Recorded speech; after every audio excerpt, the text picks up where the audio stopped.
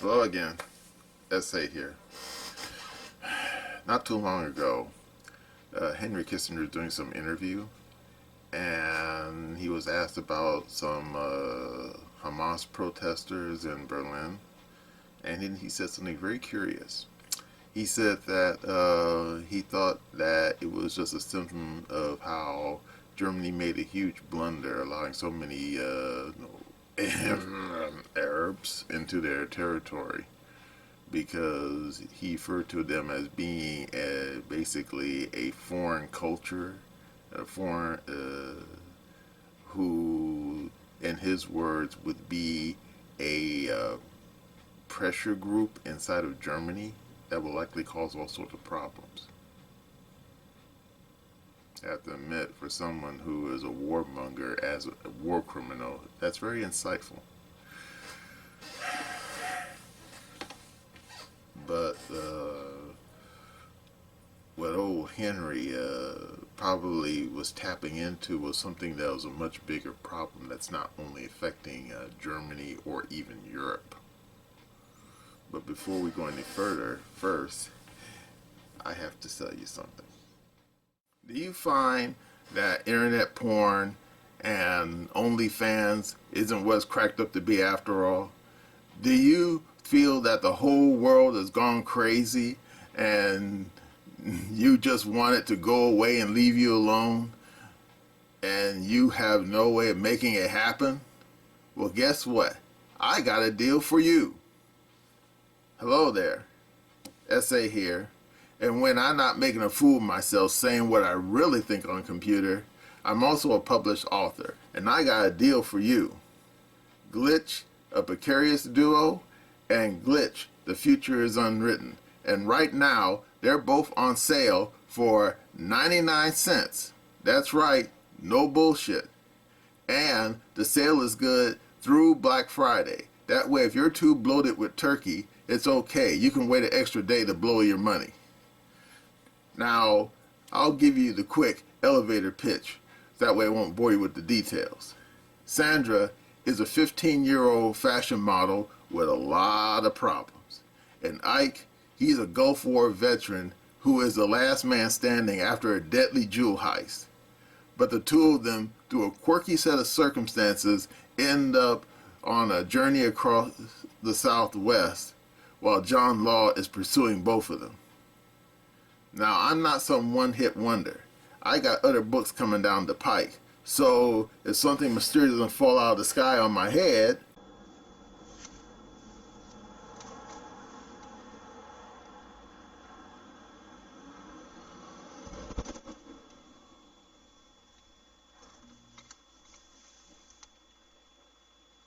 you'll be seeing those books too. Now, let's get back to the video. Alright, now we got that little business done with. Um, what Henry probably didn't understand is that humans have always been migratory species, sort of like ducks in winter. And indeed, humans, or I should say our ancestors, back when we were like Pliocene apes, we were always migratory. Indeed, I remember seeing a long time ago a great documentary that spoke about how early humans, when they first came down from the trees, and how they migrated through the Middle East and into what we now know Central Asia, Eurasia, following migratory herbivores, precursors to wildebeest and elk and things like that. And then you're probably saying, wait a second, Middle East, that place is all sand dunes. Well, it wasn't like thousands of years ago. In fact, I remember seeing a different news report not too long ago where some very smart people found remnants of a forest in both Oman and in Arabia. In other words, it had fossilized roots of ancient trees and whatnot. And, wait for it, you ready? The whole Sahara 10,000 years ago was not desert. It was all jungle, lush. I mean, all those damn oases didn't just appear out of nothing. Those oases you hear about as the last remnants of that ancient jungle that covered all over the Sahara. And are you ready? Uh, there's some people right now on the computer talking about this structure in Mauritania and how Plato may have been talking about that when he mentioned Atlantis. And they talked about how supposedly Atlantis was described as being a place that had concentric circles. And of course, if you look at this damn structure, I think it's called the Reckon structure, some German name, I can't pronounce it. Satellite pictures, it looks like a giant eye in the desert. In fact, I think that's what it's called, the Eye of the Desert. And anyway, a lot of these people, I'm not going to call them kooks, okay? I'm not going to say that. I'm not going to call them kooks. They might be right. We don't know. They want to go out there and take a look. Problem is, the Mauritanian government said, no, you can't do that because it's a protected site. We can't let you knuckleheads going out there with picks and shovels digging around to see if you can find some whatever. So, well, there you go. Anyway, humans have been migrating like forever, as long as we figured out how to walk. And indeed, there's multiple books that talk about how humans migrated through the Middle East, through India, Southeast Asia, Australia, and even when they discovered how boats work, they went across the Pacific. Fiji, Tahiti, all the way to Hawaii and Easter Island. Easter Island, yeah, remember that place with all those big stone idols? Yeah, those things didn't carve themselves. And eventually humans went across that land bridge and into the Americas. Indeed, the oldest known human fossil ever found in the Americas was down there near Sao Paulo. Some dead woman found her in a cave. And they believe the bones are about 13,000 years old. And I'm thinking, yeah, she's been there for a while. In fact, I remember when I saw the report, they said on the computer that this scientist who found her, they gave her a name too, the Lutanz woman. I think that's pronounced it. I know I'm mispronouncing it because they said it was named after the area where the body was found. But anyway, these anthropologists said that bag of bones, they thought it was odd because it was in this cave by itself. And I'm thinking, well, maybe the cave wasn't a place where people lived. Maybe the cave was a tomb. That's why she was there by herself. Just saying. But anyway, yeah, the Americas are subjected to multiple migrations. Indeed, the earliest group of people ended up in South America. The Incans and all those other people who that came before them. And then, of course, and then a later migration ended up in Central America. Like the Mayans and the Aztecs. And then, of course, another migration after that ended up in the Great Plains. People like the Blackfoot, Lakota Sioux, the Comanches, the Apaches, and whatnot. Yeah, those people. And then the last group of migrants who came across that land bridge before it got swallowed by the sea was the Eskimos. Even though they call themselves Inuits now, okay, whoever floats your boat.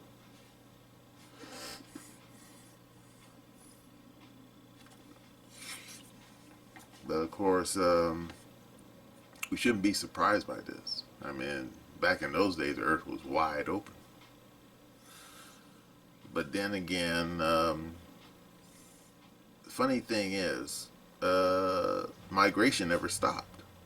Remember the Age of Discovery? Magellan, Cortez, the Pizarro brothers. Ooh. I mean, yeah, a lot of these Europeans were getting in boats and going all over the world. Some of them were just explorers like Magellan. Some were looking for booty. No, not that kind of booty. Get your head out of the gutter. Like the Pizarro brothers. and Cortez, and other people were just exploring just to explore, like the early Vikings. Leif Erikson. Yeah, man, you think that they had a clue that damn Iceland and Greenland and of course Newfoundland was there? No, they didn't know. They found it by accident. Now, of course, then you say, well, if they didn't know it was there, then why the hell were they going out there on their damn longboats? Good question. Unfortunately, those guys are long distance. We can't interrogate them. Well, there you go. But anyway, James Burke. Oh my God, James Burke. You probably don't know him. I mean, he's still alive. Even the guy's like 90 now. Well, at least he will be pretty soon. He doesn't, slip in the bathtub like Joe Biden, which I'm not going to mention any further. Yeah, he did a program years ago, not too long ago. It was back in the late '80s, and I saw it in the '90s. But anyway, James Burke. I shouldn't get too far ahead of myself since you probably don't know him. Yeah, the guy, super smart dude. Super smart dude for a TV guy. Yeah. Then again, of course, he wasn't a TV guy originally. Originally, he was like Mr. Chips. He was a headmaster at an English school. And according to his biography, I guess he was looking to expand his horizon, or at the very least, expand his paycheck. And he decided to sign up to be a newsreader at the BBC. And this was right around the time the Apollo moon missions got started. So he was assigned to cover the Apollo moon missions. And he did such a great job that even though he wasn't a scientist, wasn't an engineer, I mean, according to his biography, the guy had a degree in English literature, okay? But yet he did such a great job working for the BBC covering the moon missions that every time the BBC had some science program, they hired him to basically, handle it. Well, anyway, around the time the late '70s rolled around, he wrote this book called Connections. It later was made into like 3 separate science series, and I saw them. And oh my God, you gotta find that science series and watch it. It will expand your mind. It will make you smarter, but only if you digest what you're watching. Yeah. And he was showing the connections throughout scientific history. Like for example, touchstones. For gold. Yeah, he showed how the Egyptians' discovery of touchstones eventually led to the atomic bomb. Like I said, it's that kind of show. Like I said, you need to find it and watch it. But anyway, one of the science programs he did was called The Coming Warming. And like I said, it came out in the late '80s, but I saw it in the '90s. And he was predicting what would likely happen in the aftermath of global warming. In other words, how would humans react? And wait for it. He predicted that in the future, if global warming happens, of course, and there's no guarantee it will, but anyway, that huge chunks of humans will start migrating. And he said it will happen in 3 main places. He said that it will happen primarily in Southeast Asia. And, from Indonesia, Malaysia, Vietnam, Myanmar, it's Burma, and Thailand. And how, in the program, he mentioned that a potential drought will cause those people to pick up and start moving. Where to? Australia. And indeed, anyone who's been paying attention noticed that there have been people moving to Australia. And indeed, I've seen the news reports myself. People as far away as Afghanistan traveled cross country to to Indonesia, got in boats, and tried to sail to Darwin, which is there on the northern coast of Australia, trying to get in the country. And of course, the Aussies said, "Nah, we don't want this," and rounded up a lot of these damn people and stuck them on Christmas Island, refugee camps. What for? I think to officially vet them, unofficially to forget about them. We expect to deal with Aussies. And then Burke mentioned that the next problem would happen in uh, in Africa. He said that people will start migrating out of Africa, going where? North to Europe. And of course, anyone who's been watching, France 24, Al Jazeera, and BBC can see it's happening right now. Boats and boats and more boats full of people from Africa, going to damn Europe. And indeed, right now, I just read it in the newspaper. Mahoney, I think I'm pronouncing her name right. Yeah, the Prime Minister of Italy, she recently signed an agreement with the people in Albania to take these damn migrants. And then the people over there at the damn EU Central said, nah, you can't do that. Because supposedly there's some EU rule that says if someone shows up inside the European Union and they're looking for some claim to be refugee, you have to give them at least a hearing or something. And Mahoney said, "Fuck that! I'm kicking these people out because they're causing problems for my people." And indeed, if you probably were paying attention, you probably saw that one report, this small little Mediterranean island that's controlled by Italians, and it had a very tiny population. I think probably maybe 1,000 people. And before you could say Joe Blow, 10,000 African migrants showed up. Yeah, talking about no room to breathe. So, yeah. So, is Mahoney going to get in trouble for doing what she's doing? Maybe, maybe not. But apparently she don't care. Anyway, Burke said that the last area there's going to be problems is, guess where? Are you ready? In Central and South America. He said that people will likely start migrating north towards, guess what? Yeah, your living room. That is if you live in Brownsville or lives over in El Paso. Because Fox News has mentioned it repeatedly. How it's just oodles and oodles of people coming in from the southern border. And most of those people not even from Central and South America. You got people from everywhere showing up there. And, oh my God, that clown Mayorkas, supposed to be head of DHS, aka Border Patrol. It's like he either don't give a shit or the guy's totally incompetent. Indeed, I've seen too many damn hearings where these damn people in Congress are sitting here interrogating that clown saying, do you even know how many people have crossed the border? And he's sitting there sounding like, Porky Pig, biggie, because he don't know. And I have a feeling he don't care. In fact, more than a few smart people think that he's doing it deliberately, like the Joker, an agent of fucking chaos. I mean, you remember The Dark Knight? What did Alfred say about the Joker? There's some people you can't reason with, you can't negotiate with, they just want to see the world burn. Well, yeah, when it comes to Mayorkas, I think he just wants to see America burn. Well, anyway, enough about that knucklehead. But anyway, no, but at least there are a few people who do give a damn. Like Ted Cruz. Because he's come on the TV more than once complaining about this. Said that, yeah, we don't know who's coming across the border. We got human traffickers. We got, drug dealers. The cartels. Yeah, we got all kinds of fentanyl coming across the border that you wouldn't believe. And then finally, they got the terrorism issue. Yeah, terrorism.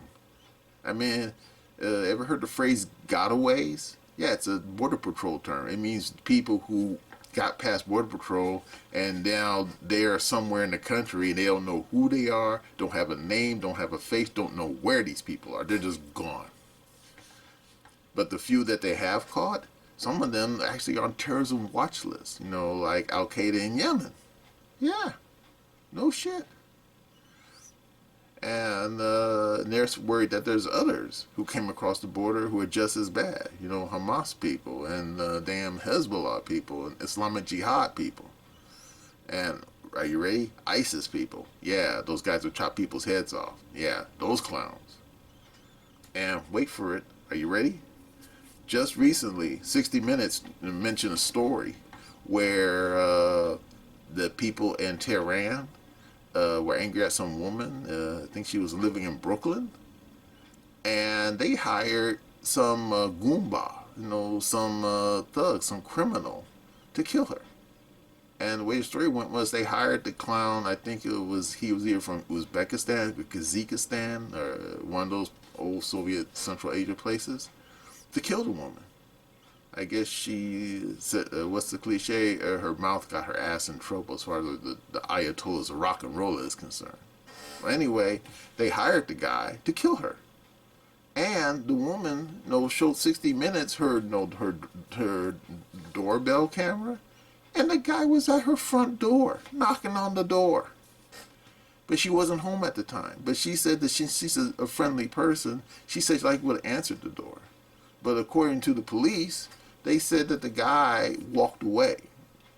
And later he got caught running a red light. And they found in his car?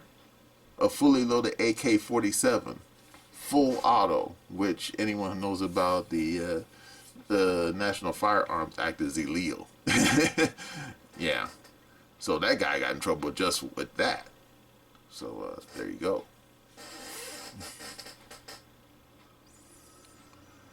But yeah, James Burke, he predicted that this was going to happen long before it arrived. Long before it arrived. So, have to admit, for a guy who's not a science guy, who's basically a school teacher, pretty smart dude. But anyway, back to old Henry. This problem with these people showing up in Europe, it is about simulation. Because anyone who's been paying attention will tell you that, they got a problem with assimilation. Basically, they didn't do it. Now, here in the United States, when you look at our history, we were pretty good at assimilating people. And remember Ellis Island? Yeah, a lot of people came through Ellis Island. A lot of people who have wanted to be here. People will see the Statue of Liberty and say, "Yay, America!" We're happy to be here. And a lot of those people showed up here. They learned English. They learned our laws, our rules, our society, our culture, and basically became part of the family. Of course, we did have some people who turned out to be undesirables. I mean, good grief, you can look at the history of Ellis Island, and there was more than a few people who got turned away, usually for various sketchy reasons, but in other cases, the people themselves were kind of sketchy. But of course, occasionally some people would get through, and then they would find out, whoops, like for example, Emma Goldman. You probably don't remember her. I remember reading about her once. Yeah, she was an anti-war type and a socialist, and she was doing all kinds of things that was interfering with the war effort during the First World War. And man, she got on J. Edgar Hoover's last nerve. And eventually, Justice Department had her arrested for all sorts of trumped-up charges. And then eventually they had her deported, to Russia. That's where she originally was from. So occasionally we would have people showing up here that turned out, antithetical to American society. But hey, it happens, okay? But what's happening in Europe is completely different. I mean, good grief. Anyone who was paying attention remembers how Angela Merkel, that woman, let 1 million people into Germany. I mean, mostly from Syria. And of course, they had some other people from other points, North Africa, oh my God, Afghanistan, places like that. Yeah. Anyone who was watching, like France 24 or them Al Jazeera, saw all those people coming through Turkey and going into Europe. I mean, good grief. Nuts. But of course, it wasn't just Angela Merkel. I mean, Tim Pool. Yeah, I know. I mention him often, but hey, I like the guy. he went to Sweden because he heard that they were having problems in Sweden with Somali immigrants. And when he went out there, he found out that, oh my God, it was worse than he ever thought. Because ever heard of grenade attacks that happen in Stockholm? Well, they happen a lot. Indeed, Stockholm is the grenade attack capital of all of Europe. Why is that? Well, according to Tim, the damn people who run Sweden, they let a bunch of people from Somalia in as refugees. They stuck them in a few neighborhoods and then kind of left them there. And then he said, why? He said that people in Sweden, despite their public persona, they tend to be like a bunch of racist SOBs. And you say, what? Yeah, Tim says so. He said that the Swedes tend to like their own people a lot more than they like other people. And then you say, well, if that's the case, why they let these damn Somalis in their country? Don't know. But anyway, they dumped the Somalis there, gave them a minimum amount of social service, and kind of just left them to their own devices. And before you could say Joe Blow, the Somalis basically created their own little enclave onto itself. And indeed, Tim said that some of these Somali enclaves in Sweden are like no-go zones. I mean, the Swedish police can't go anywhere near there unless they get attacked. And wait for it, the children of these Somali refugees, most of them barely speak Swedish. Most of them were comfortable just speaking Somali. And it gets worse. A lot of them have joined criminal gangs. And that's where the grenade attacks come in. And then you say, well, where are they getting the grenades from? Are you ready? They're getting them from the Serbs. Because around the same time the Somalis were let in, the Serbs were let in. Now the Serbs, for the most part, assimilated for the most part, but a lot of these Serbs got involved in criminal gangs. Not all of them, but some of them. And a lot of these people who fled Yugoslavia when the place was, turned into a Wild West show, they maintain connections with people in Belgrade. And before you can say Amazon delivery, they've been having grenades shipped in from the old country into Stockholm. And then the Serbs then sell some of those grenades to the damn Somali gangs. And that's why they have these grenade attacks over the damn city. All over the country. It's nuts. I mean, it's getting... And when Tim was there, he said it was getting so crazy he couldn't believe it. Because I think he said that when he was there, there was actually a couple of grenade attacks when he was there. So, yeah. And then you say, well... maybe the damn people who run Sweden, maybe they shouldn't have treated those Somalis that way. Oh, you think? But yeah, it's stupid. And wait for it, you think it's bad in Sweden? I mean, remember the Paris attacks? Yeah, all those guys who claimed to be refugees and it turned those guys were ISIS. Yeah. And then they got their weapons and they went terrorizing all over Paris, just murdering people. Yeah, remember that incident? Yeah. And wait for it. How about the incident happened in Cologne, where a bunch of North African guys went into there was a New Year's Eve celebration. New Year's Eve celebration. And they started molesting all these women. Yeah, it was on the BBC. I saw that report. And the women complained to the police, and the police initially made some arrests, but I don't think nothing came of it. Just didn't. I don't know why. But anyway, most recently, if you've been paying attention to current events, they've been having all these protests all over Europe, for Hamas and the Palestinians. And wait for it. Are you ready? Just recently, I think it's just a few days ago, they had one of the biggest protests ever in London. Bigger than the protests against the Bush's Middle East wars, even bigger than some of the protests they had during the Vietnam War. And said they had protests in London during the Vietnam War. Yeah, they had a few. In fact, they said on the damn news that over 1 million people were in the streets of London protesting Hamas and Israel and all the mess that's happening out there. And then you probably say, oh, most of those people are probably just a bunch of woke leftists. Nope. Because are you familiar with Paul Joseph Watson? Yeah, that goofy guy.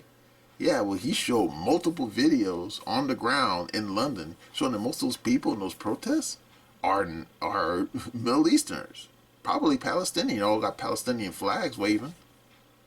And then you say, well, how did these people get in there? Are you kidding me? They're being let in. I mean, Watson has made multiple videos complaining about this. How it seems like every time when a new boatload of knuckleheads shows up down there in Dover, these people don't go to the local police to turn themselves in saying we're refugees. No, they go off and disappear into the countryside. And maybe they're found by accident when they do something crazy, like those knife attacks in the streets of London. And you say, knife attacks? Yeah. Don't you read? They've been having knife attacks for a while now. And it's gotten so bad that the British police are, or I should say the London Metropolitan Police, are issued knife-proof vests. The knife attacks have gotten so bad. And it's not even like gangs doing it. It's almost like random. But they know that these knife attacks been happening ever since all these damn people from the outside been let in. So, and before you even ask the question, no, you can't get these knife-proof vests at Amazon. They're only issued to the police, so don't even bother. But then Watson has made a couple of snarky videos wondering about what will be the likely endgame of all these outside people coming into England. And he's made jokes about England will likely cease to be. Well, yeah, that's possible. That's feasible. Because, are you ready? There's actually historical precedent for how immigrants resulted in how they end up taking over a piece of real estate from the indigenous population. Yeah. Now, of course, you were about to say people immigrating to America and taking the place over from the Indians. Yeah, well, that's one good example. But a more recent example that's well documented is what happened in Texas, or Tejas, as the Spanish used to call it. Because back in the past, Texas used to be part of Mexico, but then they had a steady stream of people primarily from the South, Arkansas, Tennessee, Alabama, and places like that, quietly streaming into Texas, little bit by bit, until they reached a critical mass. And then the damn people, like Austin and Sam Houston, declared this is our territory now. Yeah, you can look it up. And then at that point, Texas's War for Independence began. And then old Santa Anna and the Mexican army showed up. And even though on paper Santa Anna should have won, I mean, he had a bigger army than Austin did. In the end, Austin and Houston won the fight. And voila, these damn white folks took over Texas and became an independent country, at least until it became part of the United States. And well, what do you expect? And therefore, despite Watson and his snarky jokes, that could happen. I mean, could you imagine not too far in the future when the people in England have a critical mass of all kinds of other people coming in from the Middle East, whatever, and then one day declare that this is our country now, and tell those old school white English people to get the fuck out? Yeah, that would be a funny day. Funny for the English. But yeah, that can happen. So then what about the future?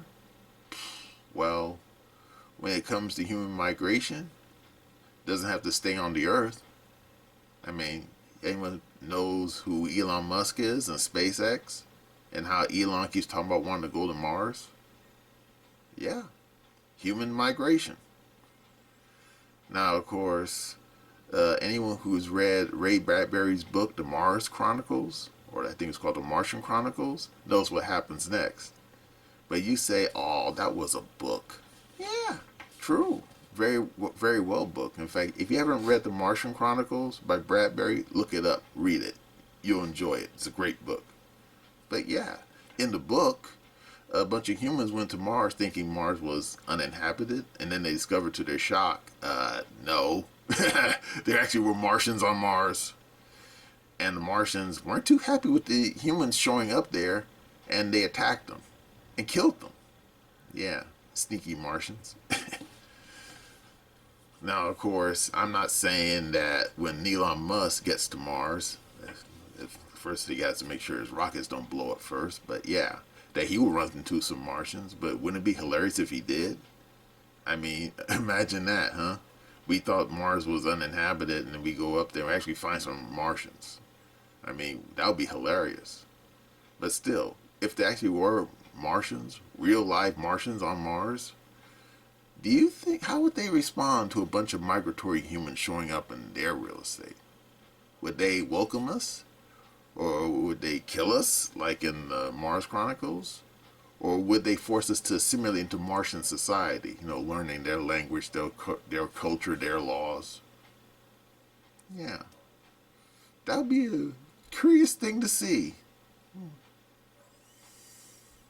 But regardless of what might happen up there, down here on the Earth, the Europeans, they got a big problem. And we got a big problem too.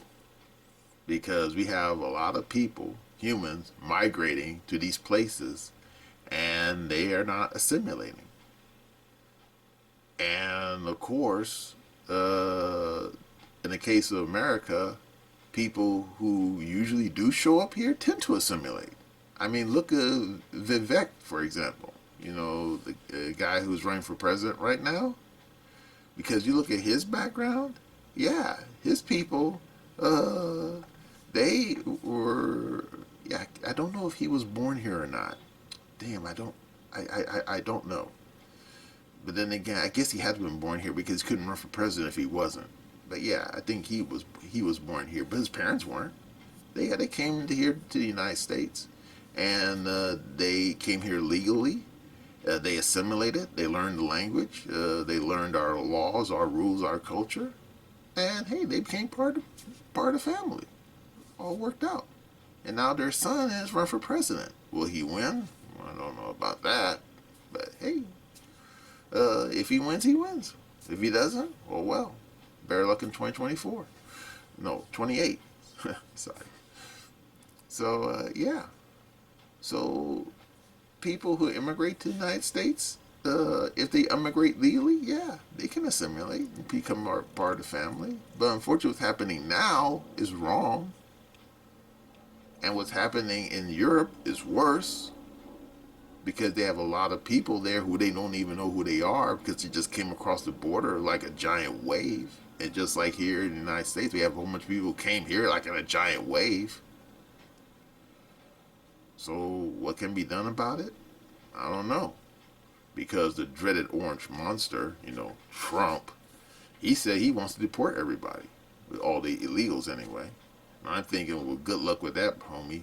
Because most of those people are getaways, so they don't even know where they are. Even the damn DHS doesn't know where they are. So there you go. But yeah, what's the solution for this problem? I don't rightly know. I mean, if you knew where half these people were, I guess you could deport them. But since we don't, well.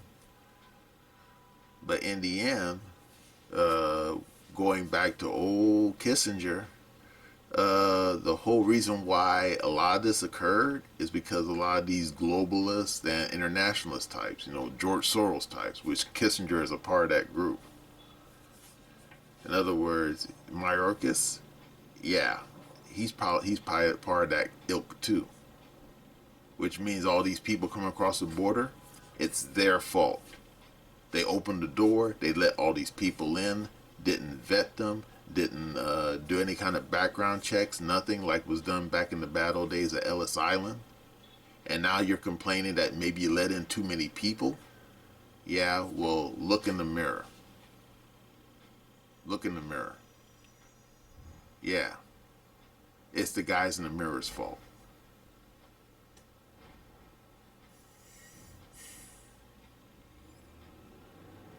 Yeah, well, that's all I gotta say on that.